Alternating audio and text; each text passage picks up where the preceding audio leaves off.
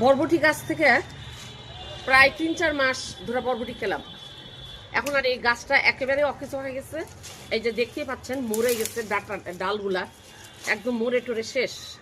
আর এই সমস্ত ছোট ছোট কাজে অনেকে বলেছেন, গাছ কাটার সময়, গাছ কাটার ভিডিওতে বলেছেন অনেক ভাই বোনেরা যে মেশিন লাগালেই পারতেন।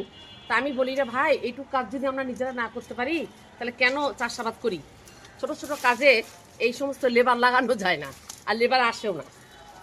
লেবার লাগাতে হয় বড় কাজে, বড় কাজে লেবার লাগাতে হয়, আর ছোট কাজে লেবারের দরকার হয় না।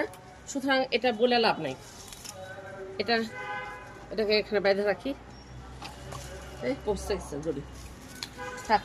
আর এই যে এই গাছগুলো তুলে দিব গরমের ইয়েতে, গাছগুলা সব গাছগুলো তুলে দিয়ে এই জায়গাটা ক্লিয়ার করে দিতে হবে। এই ক্লিপ না ধরে কি উপায়? ক্লিপ ধরতে হবে, ভালো করে ক্লিপ ধরো। আর এই ঢেঁড়স গাছটা হবে না, এটা পোকা ধরে গেছে। বিসমিল্লাহ বিসমিল্লাহ বিসমিল্লাহ বিসমিল্লাহ। দেখছো ঢেঁড়সের শিকড় কত বড়? এই ঢেঁড়সে পোকা ধরে গেছে। এই হাওটালা বাউটালা গাছ, হাওটালা বাউটালা গাছের পরিসমাপ্তি ঘটাতে হবে। সব ভেঙে দাও। দেখছো গোড়ায় রোদ লাগে না। এই গোড়াতে যদি রোদ না লাগে তাহলে কি করে হবে? এই যে আজকের সবজিগুলা মূলত হবে আমার হচ্ছে প্রতিবেশীর জন্য, যার জন্য এটা রাখলাম। আর এই কুমড়াটা আর একটু বড় হোক।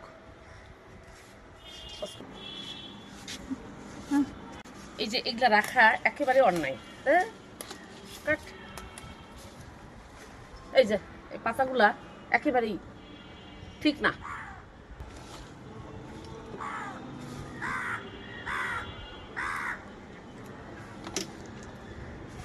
এই যে আর এই ঝিঙ্গাটা জালি ঝিঙ্গা।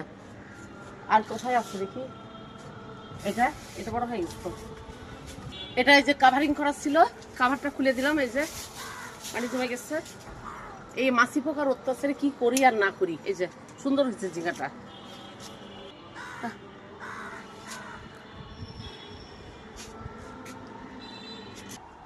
হ্যাঁ হ্যাঁ হ্যাঁ, করল্লা করল্লা, এই যে করল্লা, এই করল্লাগুলো একেবারেই দেশি। এইবার আমি একদম চলে যাব ভান্ডারে, বীজ ভান্ডারে গিয়ে এগুলার মানে জাত, ভালো জাতের করল্লা নিয়ে আসতে হবে। সাত বাগানে এসব করল্লা করে পোষাবে না ভাই। সজিনা শাকের সাথে যখন এইরকম 2-1টা পুঁইয়ের পাতা দিবা, হ্যাঁ, তখন যা মজা লাগে না। আর গাছটাও, পুঁইয়ের গাছটাও সুন্দর হয়ে তৈরি হবে। আর তাছাড়া তো আগা কাটতে হবে। এই যে এই আগা না কাটলে গাছ বাড়বে না। আমার মা পুঁই শাকের দিকে নজর দিচ্ছে, প্রতিদিন পুঁই শাকের খবর নেই। তাই কাল পরশু দিকে পুঁই শাক কেটে আমার মার কাছে পাঠিয়ে দিতে হবে। তো সব বুদ্ধি দেখতেছি না।